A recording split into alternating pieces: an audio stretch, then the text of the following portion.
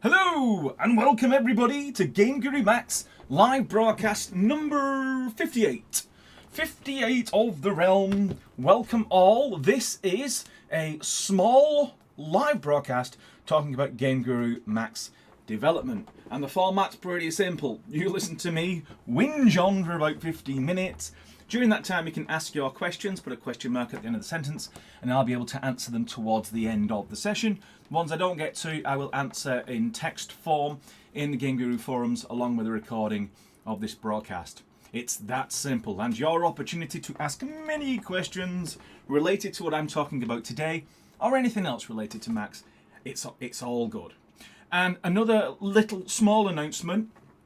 You may have seen it in the eShop that we put out just over an hour ago, but we are ending the pre-orders at the end of the month. So thank you for everyone who's helped us so far in the development. And anyone who is a current pre-order customer will continue to get your Friday builds all the way up to release. And the final piece of news, finally able to tell you our release date. It's in the eShop for more details, but it's the end of November 2021. I'm sure a lot of you were thinking, yes, 2022, is it? No, 2021. This year, you will be able to play with an early access version of GameGuru MAX, and we're working really hard to hit that deadline, make sure that everyone has a great experience when we release it.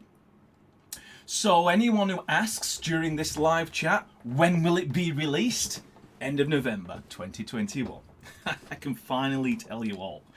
So what I've got to show you today is pretty cool. It's an extension of what I was talking about last Wednesday, but you didn't really see all of it because I was still working on the zombie AI after the broadcast, and then on Thursday, and then on Friday, and then even on Saturday.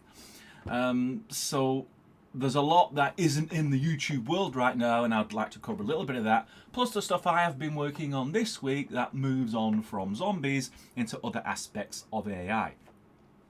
But before I do any of that, I just want to make sure that everybody can hear me. I'm pretty sure everybody can. I'm getting quite used to this now. We can hear you again today. Thank you very much, Previn.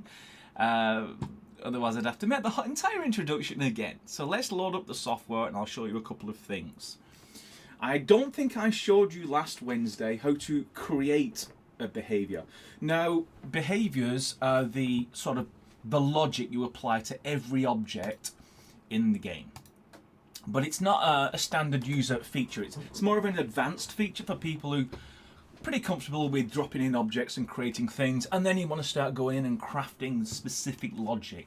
But just to give you a quick glance, just to show you what we're talking about before you decide whether it's interesting to you or you can forget about it, is I'll show you how to create a behavior very simply, just to walk you through it. First thing, of course, is you need to be in the developer tools mode. So go into settings, and then developer tools, and make sure that you tick this one here, display developer mode object features, which gives you access to these extra things I'm going to show you now.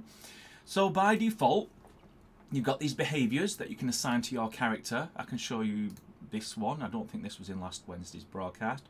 So I select that behavior, test level, and the character will perform that behavior. The behavior is basically just wander around, not doing anything in particular, stuff like that. But let's say you wanted to create your own. If you're in the developer mode, you've got this one, create new behavior. Select that and give it a name. So my logic, or whatever it is that you want your character to do. So you've created it, and then go back into test level. The moment you're just waiting for instructions, and this will appear as well if you're in developer mode, called debugger management, and then you go to edit behaviors, and then you're in. So you'll see here, that's your object, and that's the logic that's attached. That's the thing you just created. This is work in progress, so this will actually be filled out with a description, and you can add your dynamic lower variables, etc. But this is the bit I want to show you. So this is your initial state.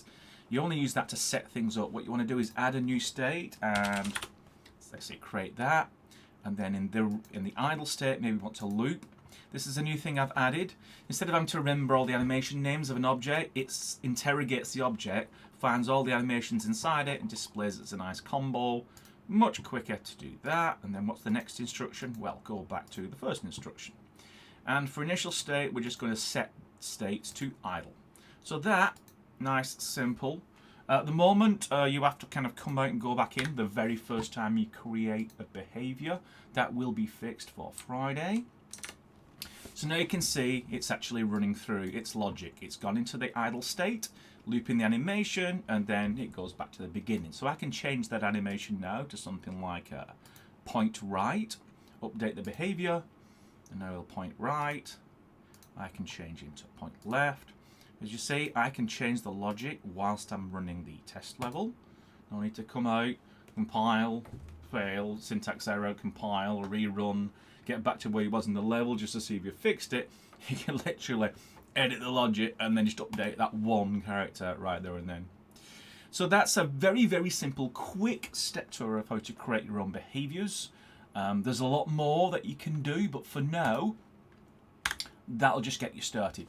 So I'm going to show you stuff that I've already done. First of all, I'll show you the zombie. I don't think I showed you the zombie actually following paths. It basically just faced the player and then went towards the player. But I kind of didn't show you the nav mesh in action. So again, when you're in developer mode, you have the debugger management. You've got this now. Show navigation debug visuals. It's off by default, but when you switch it on, you see three things. You see the nav mesh, which you saw before. You've also got the cone of sight, which I think you've seen before, but this line is actually showing where the zombie's being plotted. So it's using the nav mesh to plot itself direction towards the target, which in this case is the player. It actually creates a nav mesh from all the static geometry, but as you can see, physics-based dynamic objects can just be pushed out of the way, and then the zombie has a full gamut of activities. So at the moment, I'm invincible, and so is the zombie, but this is his melee combat. He also takes some damage. If I shoot him long enough, he'll actually land on the floor. And if I get near him, it's called death scare, he sort of comes back to life. And so the battle ensues. Once I've actually got full player damage effects, then we'll get it visceral. We'll get lots of debris and particles and some sound effects as well. So that's the zombie. That was finished off Saturday. We're still working on it. There's a few things we want the zombie to do that isn't doing right now, but we also wanted to make sure that our logic system was good for projectile combat as well. So this is the one I've been working on this week and continue to work on to Friday, which is our soldier characters. So this is where the guns come out. So as you can see right now, it's really just the start. So what he's actually doing, and I've not added some actions yet, I will be doing that later today, is he actually can draw his gun out the holster. There's a quick animation, like there.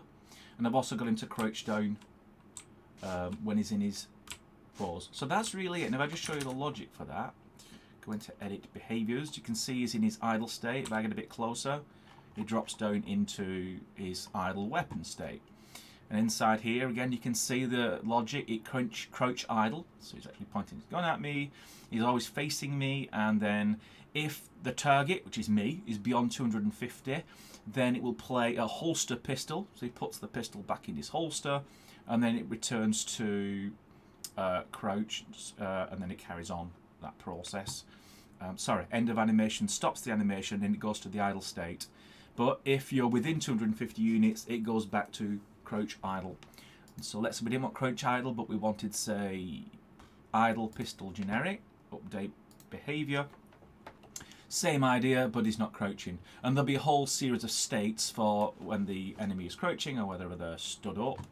And as you can see, there's quite a lot of animations I'm going to be building into soldiers so they can defend themselves if you get too close, for example. But generally, you know, the zombie's going to do most of sort of the melee work, and the soldiers are going to do most of the shooting, finding cover and flanking, and having some group behaviors. So a token leader is nominated, and the leader can direct multiple soldiers around the battlefield. But all is that to come, because all we got right now is an idle and an idle weapon. So by Friday, you'll see a huge series of states controlling a very sophisticated soldier that has lots of animations. So if I just show you the list For those who are curious, these are all the civilian-y, non-weapony stuff, so just turning around, pointing, conversations, running.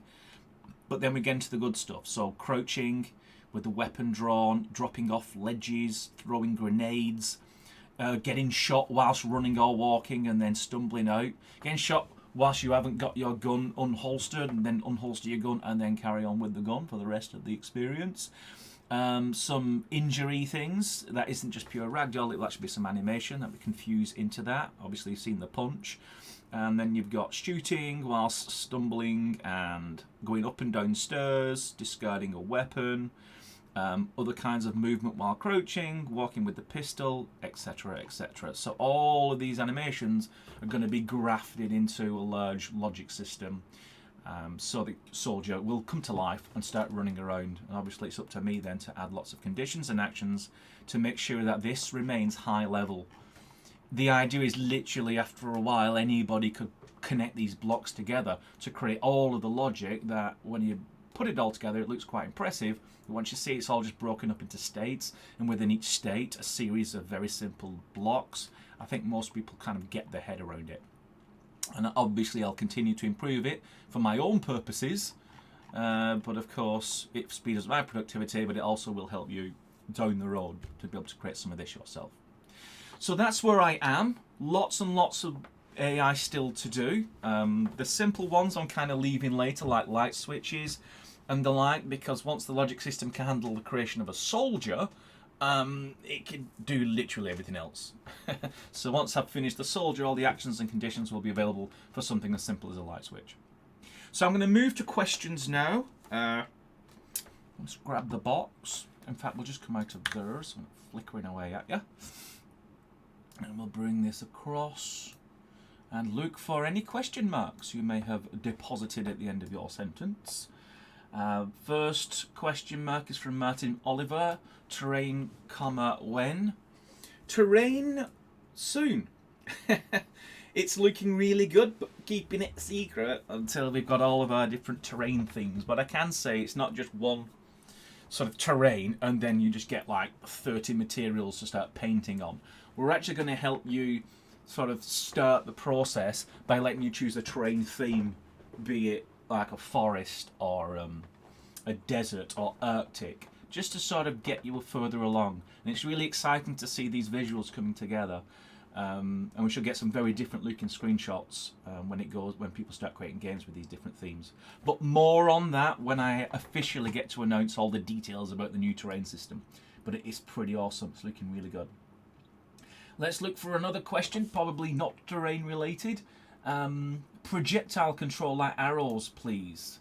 Projectile control, yeah, like rockets coming out of a rocket launcher and grenades. That system is in, but it's certainly not an out-of-the-box WYSIWYG style thing with a visual editor. We will, for the first release, we'll be providing all of the projectiles to make sure that they work well in all different scenarios. But yeah, underneath all that, there will be controls, albeit in like Notepad, if you wanted to create your own projectiles. But we'll be providing all the ones to begin with. Not arrows. Arrows, we're going to wait until we do the RPG gameplay, which is we're going to reuse things that we'll already be using, like the grenade system needs the projectile control. We just use it with a couple of changes and it becomes an arrow.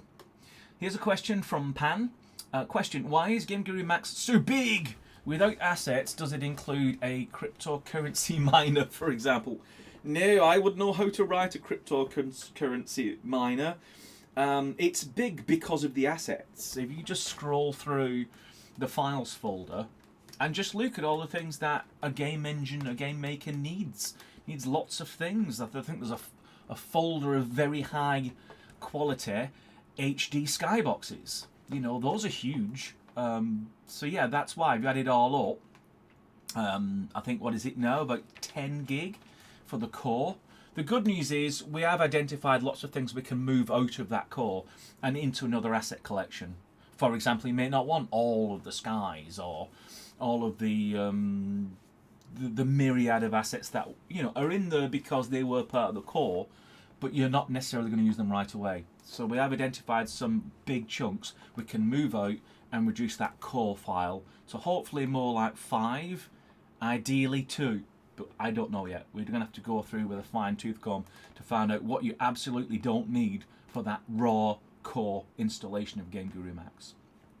I'm so excited. Thank you very much. Great news. It's all good over here. Here's a question. Will VR be included in the November release? No. No, VR deserves its own time, and we are going to focus on the 3 pillars which make great games. The UI, we're pretty much there with the UI. We're happy with it. Still a few changes, but it does what it needs to do. Terrain is the second leg. That is super critical because you're staring at terrain and skies and weather most of the time. And then logic, the AI, the actual gameplay. If the gameplay looks bad or plays bad, what was the point of doing anything else? Once all that is solid and cool and good and high quality, then we'll take all of that goodness and roll it into the VR addition to GameGuru MAX. But yeah, we don't want to do a little pieces and half-baked stuff. We want to do big, juicy features of high quality. So no, VR won't be around in November. But we do have the technology in the background. We're just going to continue to work on it until we think it's reached that same level of high quality. Martin Oliver, will you be adding ladder support? Yes. Ladders, stairs, and jumping off ledges, all those things will be supported, largely because we have assets with ladders in them. And if we give someone a ladder and they can't climb it, people will be unhappy.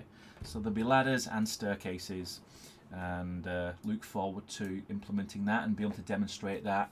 Because it is a logic thing, it's something on my plate, so hopefully I get to demonstrate that in the not too distant future. Bouncy Sky 152, will we be able to integrate haptic suits? Haptic for controller. Yeah, haptic suits or any kind of haptics are related to controller support. We'll only have basic controller support initially. I haven't got a haptic suit, so if you've got any recommendations, send me a link. I'll check it out. I've used some earlier ones at shows and stuff, but they were pretty violent. I don't think you want to wear them for very long. But it's a good idea. Someone shoots you and the haptic suit goes off. Yeah, I don't think that'll be a million miles from. But as I say, it's one of those fringe edge cases. We want to get the core quality right first. Super confident man, will there be cover zones? No, there was cover zones in Classic, but they didn't really work. You could put your cover zone behind a barrel, but then if the battlefield moved around, so now he was on the other side of that barrel, the cover zone is like now useless because you and the enemy are on the same side, and the cover zone wouldn't make sense. So what we're doing instead is cover detection zones. So it's the characters that calculate their own cover zones, and they do it dynamically. I read a big book on it, and it's quite interesting how a lot of games do it, and they are calculating the cover as they go along. So that's the system we're going to use for the cover system, which would be a lot better than manually adding in 1,000,001 cover places.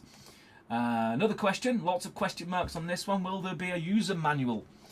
Yes, for the November release there absolutely will be a user manual, and it's one of the best user manuals I've ever done. It's online, which means we can constantly update it, and so all you're going to do is go to the software, click a link. In fact, it's in the Friday build right now, and it will take you to our current version of the user manual, and that will be completed for the November release. Limbs flying off. No flying limbs at this point. Certainly be able to do it, especially when you can tie the limb parts to physics, so they all shoot off, but for the first version, no, we'll keep everyone's limbs attached. Brahman says, beautiful work, thank you very much. Martin Oliver, question, will the F11 menu, the view shader maps return? No. I know what you mean, the F11 with all the information, no, that's not in GameGuru MAX. We're providing all that information on the tab. The first tab on the left hand side, that's the information that we can display everything there, and the double tab of course gives you access to in-game settings, so you can change the sky and weather and such dynamically.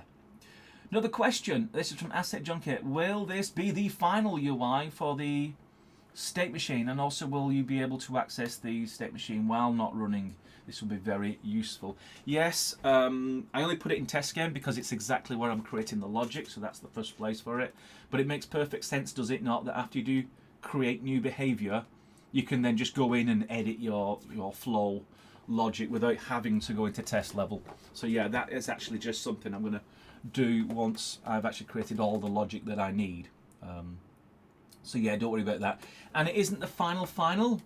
By no means. This was a very, very quick way, and that's why it's in developer mode. It was a very, very quick way that I could actually start creating all the logic for the game, which is still the most important thing, what the gameplay is actually doing. And the developer mode excuses me that the UI is not like standard user friendly. I think there's a lot of improvements to make, both for my own productivity and just ease of understanding what's going on and improving the use of space. I don't think it'll ever really be a standard user feature for some time. We'll probably have to do a big editor rewrite, but that's another day. That's a 2022 conversation. Here's a question from Chuck. Any plans for animation blending of characters? Quite noticeable jolt when the jumper switch between its various animations. Yeah, I think we'll have to have animation blending. It's just not possible to get away with the finesse, the polish that we're looking for in our gameplay without having good control over animation blending. Like the arms that shoot up right at the last minute, I wanted those arms to be slow but still have the legs walking at their traditional pace. So not just animation blending between animations, but segmenting certain parts of a character's body and blending animations in that way. So I just looked at the clock, it's 22 minutes in. So I am going to defer to my usual style of 2 questions from people who haven't asked a question before. The rest I'll answer in the forums. First of those, it looks like, is the Sleeping Warrior. Will the early release have all 3 genre types? No, just the shooter. We're going to focus on shooter for November. And then in 2022, we're going to do the RPG and the puzzle elements. But a lot of the stuff that you need for a good shooter gameplay have a lot of Venn diagram similarities with the RPG and the puzzle. Just the RPG will bring more of the adventure and story elements, and the puzzle more of the weird machines where you have to press 3 buttons and stand on your head for a door to open, things like that. And another question, the last question. Loretta, lucky enough to ask the last question, how long before VR? Not sure. It is 2022. It depends how we want to play it, and we'll ask the community as well what kind of, because you'll be getting the Friday builds, continuing to gain updates after the launch, and you know, what would you like to see, or would you like to see us just knuckle down and do everything in the background and then release it, you know, as a big update? But we want to do RPG, a puzzle, or VR. Let's just leave that as an open question, and we'll think about it a little later on. We have a roadmap, but we don't particularly have everything in a specific order to tell us whether VR is before or after the RPG work, or at least internally. So thanks for the rest of the questions. I'll answer them in the forums. So sorry if I couldn't get to them today, but I do like to keep these broadcasts ideally aiming at 15 minutes, but absolutely no more than 30 minutes. And it looks like I'm going to get away with that one today. So I hope you enjoyed what I was showing today. Again, more lovely logic and AI stuff next week, and perhaps maybe a few more pieces of eye candy. I shall say no more, because I'm going to need some eye candy to extend all my logical work. These broadcasts are every Wednesday at 4 PM BST, and they will continue. Anyone who's lucky enough to be a pre-order customer continues to receive the Friday builds all the way to the end of November, so don't you worry about that. So until next Wednesday at 4 PM BST, have a great rest of week. I hope you enjoyed it, and goodbye.